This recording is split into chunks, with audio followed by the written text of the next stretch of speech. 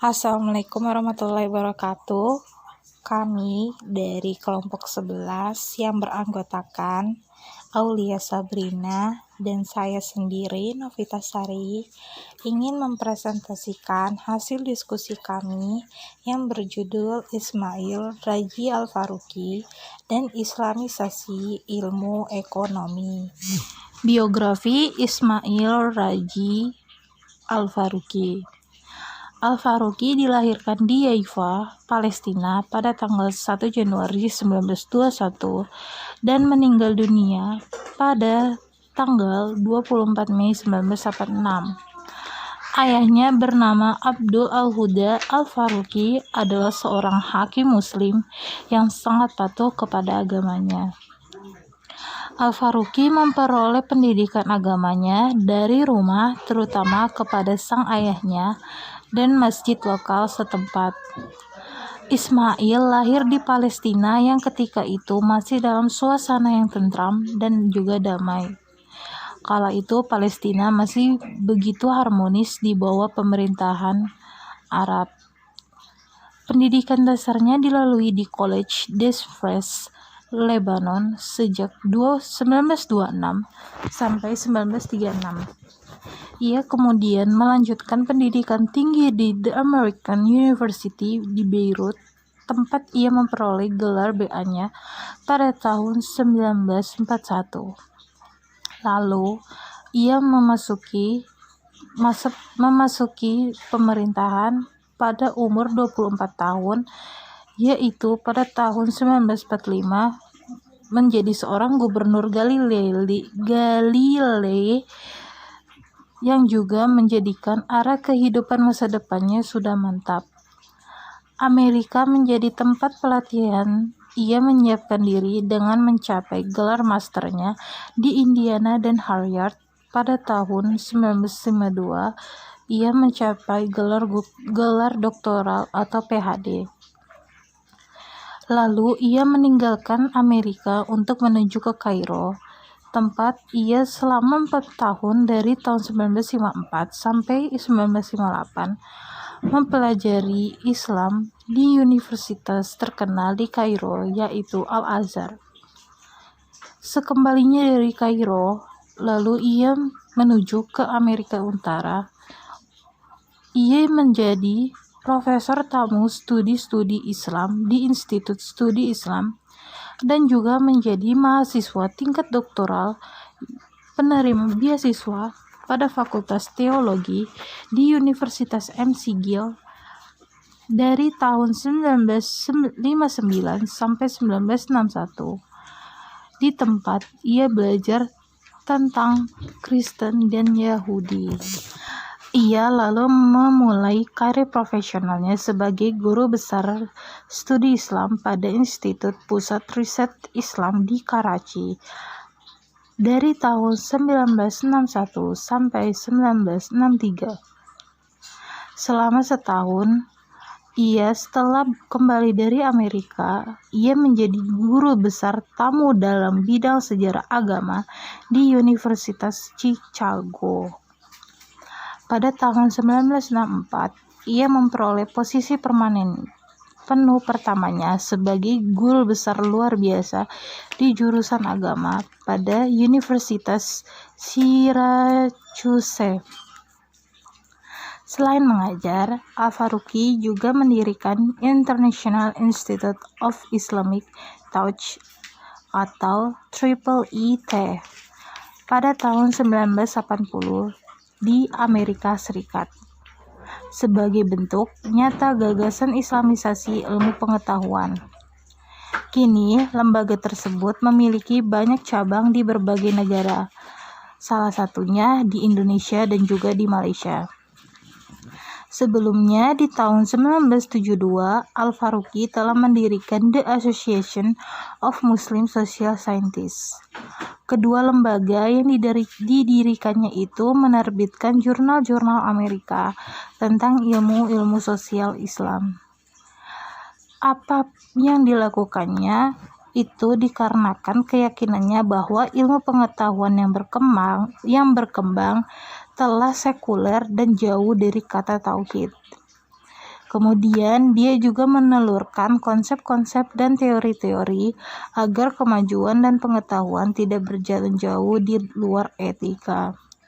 Melalui konsep islamisasi ilmu dan paradigma tauhid dalam pendidikan dan pengetahuan. Al-Faruqi meninggal secara tragis bersama keluarganya karena dibunuh. Saat itu meletus serangan teroris di Eropa Barat yang lalu merembet kepada kerusuhan di Amerika Serikat pada tahun 1986. Al-Faruqi dan juga istrinya Dr. Louis Lamia beserta keluarganya tewas diserang oleh kelompok orang yang tak dikenal. Karya-karya Ismail Raji Al-Faruqi. Selama masa hidupnya, Al-Faruqi telah menulis banyak tulisan, baik di majalah ilmiah maupun populer, dan juga buku-buku. Lebih dari 20 buku dalam berbagai bahasa telah ditulisnya, dan juga tidak kurang dari 100 artikel telah dipublikasikan. Beberapa karyanya adalah sebagai berikut. From Her We Start, Tour from the Arabic of K.M. Khalid, Washington DC, American Council of Learned Societies, 1953. Selanjutnya, Our Beginning in Wisdom, Tour from the Arabic of M. Al-Ghazali, Washington DC, American Council of Learned Societies, 1953. Selanjutnya, The Police of Tomorrow, Tour from the Arabic of M. B. Ghali, Washington DC, American Council of Learned Societies, 1953. Urubah and Religion, an Analysis of the Dominant Ideas of Arabs and of Islam as its heights moment of consciousness, Vol. 1 of an Arabis, Amsterdam, Yambatan, 1962. Usul al-Sahyuniyah fi al-Din al-Yahudi, atau An Analytical Study of the Growth of Particularism in Hebrew Scripture, Cairo, Institute of Higher Arabic Studies, 1964, dan karya-karyanya yang lainnya. Selain karya-karyanya yang berupa buku yang telah disebutkan di atas, juga terdapat banyak artikel yang ditulis oleh Al-Faruqi, diantaranya yaitu On the Ethics of the Brethren of Purity and Friends of Fidelity, atau Ikhwan al-Safa wa Khilan al-Wafa, The Muslim World, Vol. L, number 2, pp 109 Street 21, nomor 4, pp 252, Street 58, Vol. L1, LI, nomor 1, pp 18, Street 24. Selanjutnya, On the Significance of Reinhard Niebuhr's Ideas of Society, Canadian Journal of Theology, Vol. 7, nomor 2, pp 99,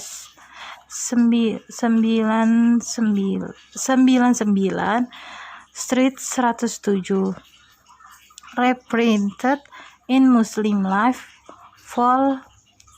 11, nomor 3, Summer, 1964, 5, Street 14. Selanjutnya, A Comparison of the Islamic and Christian Approaches to Hebrew Scriptures, Journal of Bible and Religions, Vol. 31, nomor 4, pp 283, Street 93.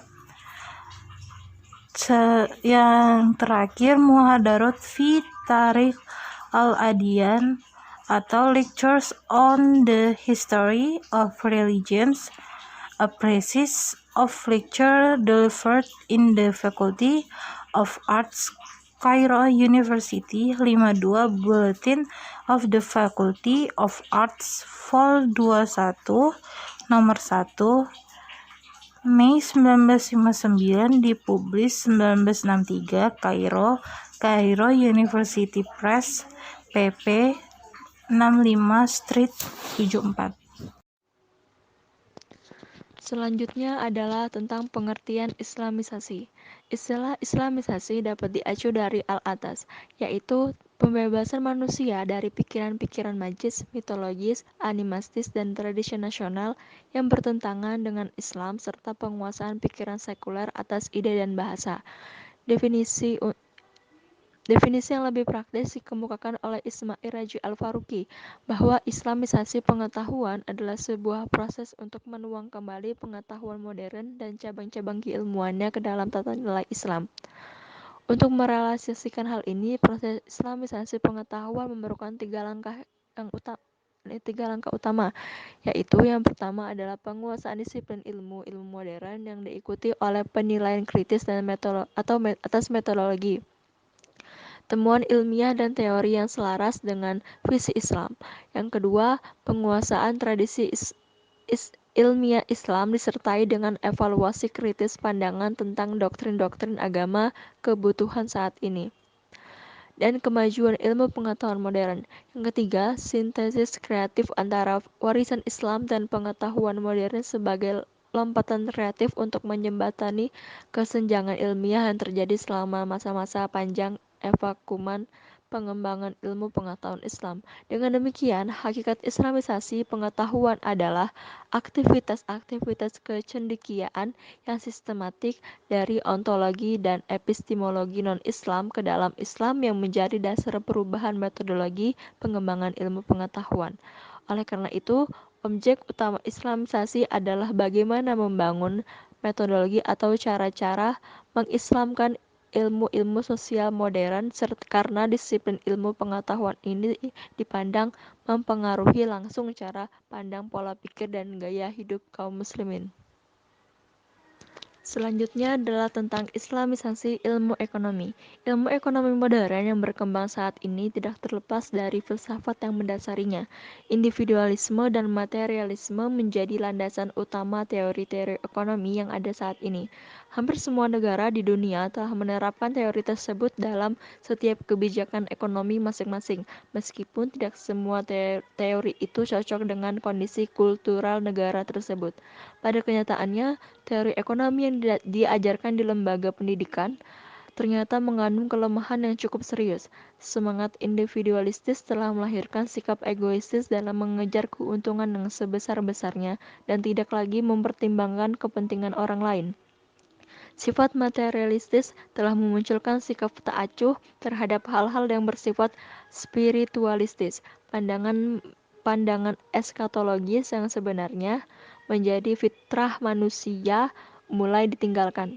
Dalam dunia akademis yang syarat pencarian ilmu pengetahuan, belakangan ini kita mengenal konsep Islamisasi ilmu ekonomi sebagai bagian dari proyek Islamisasi ilmu pengetahuan yang pertama kali digagas oleh Al-Atas dan kemudian dikembangkan lebih mapan lagi oleh Al-Faruqi. Dan perlu kita ketahui bahwasanya gagasan Islamisasi ilmu ekonomi tidak lain untuk memberi jalan keluar bagi krisis ilmu ekonomi yang saat ini ternyata tidak mampu mensejahterakan dan membahagiakan umat manusia. Aksi unjuk rasa atas ketidakadilan sistem ekonomi kapitalis di beberapa negara belum lama ini menjadi bukti bahwasanya sistem ekonomi tersebut sangat mengecewakan manusia. Setidaknya menurut Zubair Hasan, terdapat 3 isu-isu penting dalam proses Islamisasi ilmu ekonomi, yaitu yang pertama perbedaan worldview atau pandangan dunia, yang kedua hubungan wahyu dan akal, yang ketiga adalah persoalan metodologi. Yang pertama, perbedaan worldview. yang berfungsi sebagai dasar bagi keseluruhan bangunan teori pengetahuan. Dengan mendasarkan pada worldview di atas, ilmu ekonomi konvensional bercorak egoistis, yaitu aktivitas ekonomi hanya bertujuan untuk memenuhi kepentingan diri sendiri, dan hal ini didukung dengan beberapa konsep yang lahir dari worldview dan menjadi pilar paradigma ekonomi konvensional. Salah satunya yaitu adalah rational economic man. Selain konsep di atas, bagian lain yang tak kalah pentingnya adalah pengaruh positivisme dalam ekonomi konvensional. Positivisme telah menjadi bagian integral dari paradigma ilmu ekonomi konvensional. Hal ini berakibatkan pada pengabaian peran nilai moral sebagai alat untuk memfilter alokasi dan distribusi sumber daya dan menganggap faktor-faktor seperti cita rasa, preferensi, dan sebagai sosioekonomi sebagai variabel yang tak perlu diperdebatkan. Selain itu, positivisme mendorong ilmu ekonomi harus mempunyai jawaban benar atau salah yang dapat ditentukan secara empiris. Berbeda dengan scientific worldview, Islamic worldview adalah sebuah visi yang menyatukan kebenaran wahyu dan ilmu pengetahuan secara harmoni. Islamic worldview didasarkan kepada wahyu, Al-Quran, dan hadis yang bersifat fleksibel namun tidak bisa digantikan. Islamic worldview dibangun oleh 3 keyakinan pokok, yaitu tauhid, khilafah, dan adalah. Tauhid merupakan konsep inti dari worldview Islam, mendasari keyakinan manusia atas keesaan Allah dan berperilaku sesuai dengan aturan-aturannya. Tauhid juga memberikan pemahaman bahwa Allah telah menciptakan seluruh alam semesta secara sadar dan terencana. Konsep khilafah dalam Islam menempatkan manusia sebagai wakil Allah di muka bumi. Manusia mendapat secara sumber-sumber materi yang dapat membantunya dalam mengemban misinya secara elektif. Pemanfaatan sumber-sumber pemberian Allah itu harus dilakukan untuk menciptakan kesejahteraan seluruh umat manusia, bukan untuk kepentingan pribadi sendiri yang sebagaimana menjadi falsafah ekonomi konvensional. Karenanya, untuk mewujudkan tujuan ini, Islam juga menjadikan konsep adalah sebagai bagian pandangan dunianya. Dalam konteks sosioekonomi, tujuan keadilan mewujud pada distribusi pendapatan dipandang sebagai bagian tak terpisahkan dari falsafah moral Islam yang mendasarkan pada persaudaraan kemanusiaan universal. Ketiga pilar paradigma ekonomi Islam ini dipandang sangat strategis dalam membangun sistem perekonomian Islami yang tidak hanya menjadi keuntungan pribadi, seperti yang menjadi watak dasar ekonomi konvensional. Yang kedua, hubungan wahyu dan akal. Hubungan antara wahyu dan akal adalah metodologis lain yang sering ditemukan dalam wacana ilmiah Barat dan Islam.